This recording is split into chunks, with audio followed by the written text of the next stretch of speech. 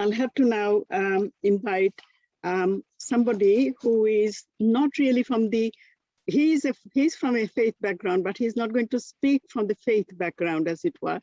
He's a solid scientist, so from solid science background, and he's a teacher as well. But he has written a book which blew me away. Absolutely. It's called The Blue Moon. Why is the moon so blue? And his name is Abu Shama. It's a mystic story, a love story between the earth and the moon. And it actually gives you the entire history in the poem, in his poem, about how the world changed from whatever it was and what it is now. And the interesting thing is that we human beings have messed up our world, no doubt about that. And the Mother Earth is now crying out, my child, my children, what have you done to me? And it is at a tipping point. Can we reverse the process? So that is the entire thing about this mystic story. But the illustrations of all of those things really blew me away, particularly when I saw all those animals, huge dinosaurs. They lived far longer and ruled the earth far longer than humans have done so far. And yet they are gone. So probably if we are not careful, we will be extinct, but the world will live on and will have new species. That's quite possible. So I think that mystic story really focused my mind, and I invited him to tell his story very briefly. So may I now invite Abu Shama, the author of that book, to tell us the mystic story. The floor is yours, Abu. Thank you very much for inviting me. It's an honor and a privilege. I'm going to dive straight in because I've got 10 minutes. If I may, I would like to share my screen, if that's okay. Can everybody see my screen? Yes. So yes, you can see the blue moon, right? Yeah, yeah. Okay, so let's start. So I've written a book called The Blue Moon. Why is the moon so blue? And I don't really give much detail in the beginning of the book because it's more of an artistic experience. So let's see what this book is about. Okay. Okay, overview of this moon. It's a story that's been set in space and time, and it's a story between the earth, moon, life, and man, and their relationship. And I used a particular constant, which is the moon. The moon is like the reflected light of the sun. So it sort of like gives this, you know, it's a good analogy to project what's going on Earth and how people are feeling. It's a love story, and it sort of like gives a snapshot of history, and the language I've used is quite poetic. It's rich, and it's got this mystical undertone. And I use words where they have this like very precise meaning, and at the same time very broad, emotive, captivating. And the idea is like word is both. Sorry, art is both word and artwork. So what I try to do is I try to marry both between imagery and the written word, and try to convey something so that moves people to feel something and awaken something within themselves that lies dormant. Why the book was written is basically to celebrate life, the specialness of life, the rareness of life in the universe, and it's to connect us back to our history. So we look back in a way to go forward, to learn from it, to learn how we came here, our journey, that we have this amazing planet which we call Mother Earth, and we appreciate nature and how we can benefit from her and not abuse her and have this beautiful symbiotic relationship. And at the same time, I thought, okay, let's incorporate some of the human impact that we've had on our planet, especially the climate change, and to recognize where we are now, which is we are at a tipping point, and we can do something. We can either save it or we can push it. And it's the next generation. We've heard this. The next generation is what we're trying to protect. And then I don't want to make this book about doom and gloom. So there's this idea that we've heard a few times already, this idea of hope, that even when we look back in our history, we see nature has always recovered, and it will also always recover. The question is it going to recover with us or without us? Okay, so this particular book has like 6 different acts that I have. So the first part is like building that relationship between the earth and the moon and the love that they have. And then this outside force comes and terrorizes and destroys the planet.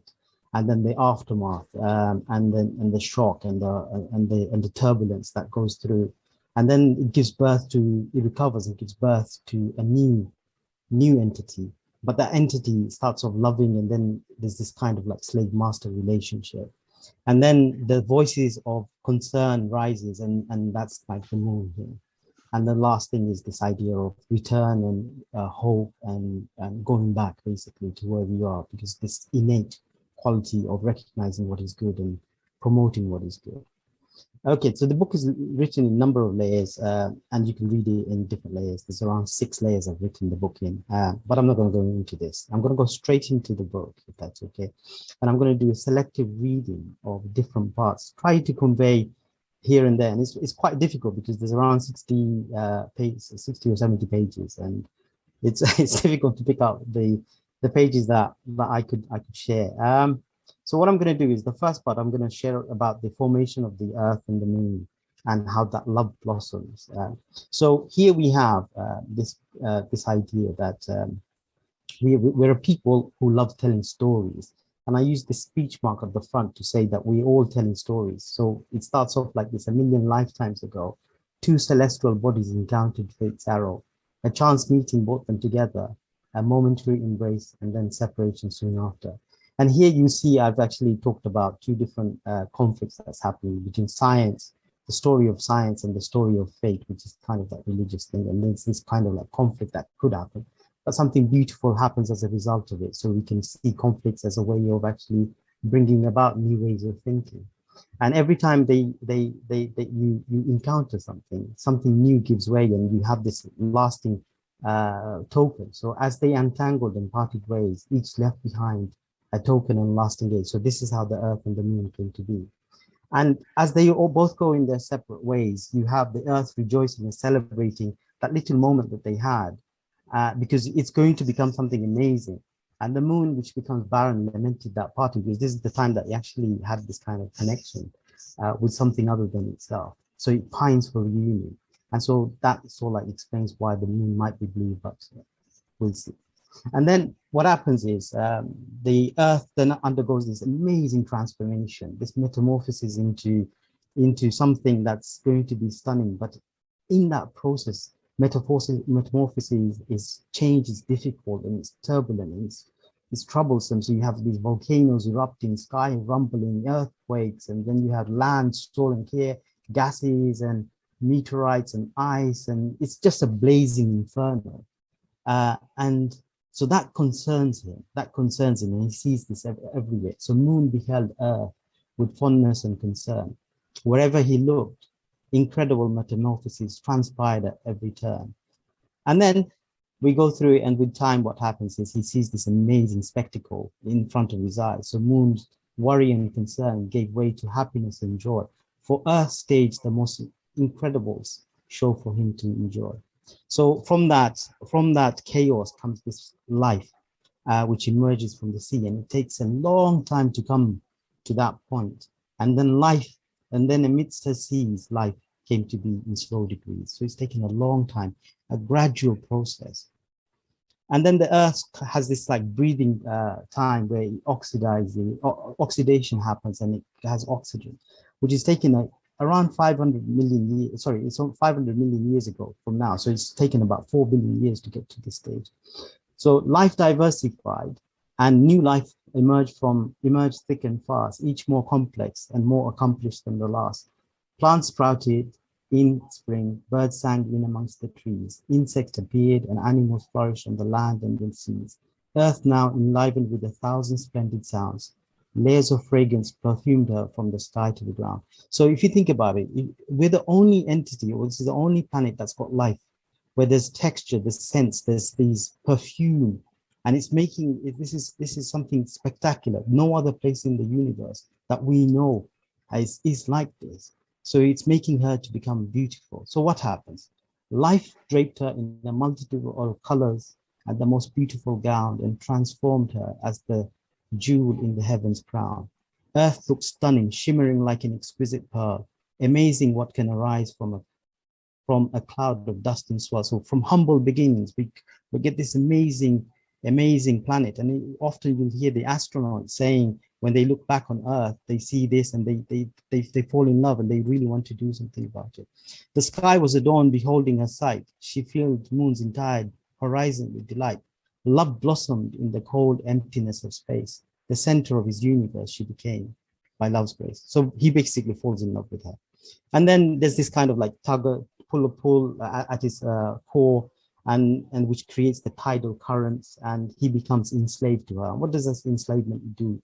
It makes him go round and round around her. Round and round, moon followed earth in an endless chase, two celestial bound in union for time, for all time and space. So you have this like beautiful merry dance between the moon and the earth, and each the moon having this amazing sight to behold. Now then, the Earth comes under attack. So I'm going to go very quickly. Earth comes under attack from this outside force. And what happens? So there's this asteroid that comes along, which is unintelligent. It doesn't realize what it's going to do. So collision was imminent. The asteroid had set course for Earth. The heavens gasped, because the heavens like witnessing this. Doesn't this brute know her worth? So it's a brute. It doesn't understand. It doesn't understand what it's going to destroy. And then destruction happens, and a lot of the animals become extinct and so on. And a long time passes, and the moon sees the earth after a long time. And it says that, he sees the devastation that's been left, but then he smiles, because even from that, life emerges. And from that life, a great number of millennia passes, and then human beings come along. And in the story of human beings, we have this formed of fire, wind, air, water, and the very heart of earth. Man sprouted forth humbly as earth rejoiced of his birth, because this is the most spectacular of her creation. He sowed love within the heart of the earth, and she nourished man with harvest and mirth. So here I'm saying that he sowed love. Love is the same word in Arabic. In Arabic, the word for love is the same root as seed. So he's sowing seeds, and seeds, you need to nurture it. And as a result, he does that. She basically gives something back. Man cultivated and replenished her on a daily basis. And in return, she turned her desert in lush oasis. So there is this kind of beautiful relationship between a mother and a child. And then we can come into the Anthropocene era, which is of betrayal. So suddenly his whole demeanor changes. Man forgot he was part of earth and that mother-child bond, standing apart from her. So he sees himself something different. His eyes cast on the prize beyond. Blinded by greed and conceit, earth becomes something to conquer, ushering the Anthropocene age of dominance and error. And what does that lead to? That leads to him learning about lots of these amazing things that he's taken from nature. But instead of wielding it for good, sometimes he uses to harm. So instead, conflicts ensued. He built walls and threw reckless tantrums like a baby. Wars were fought, and earth was betrayed and held to a ransom. So instead of fighting for Mother Earth, we're fighting over Mother Earth.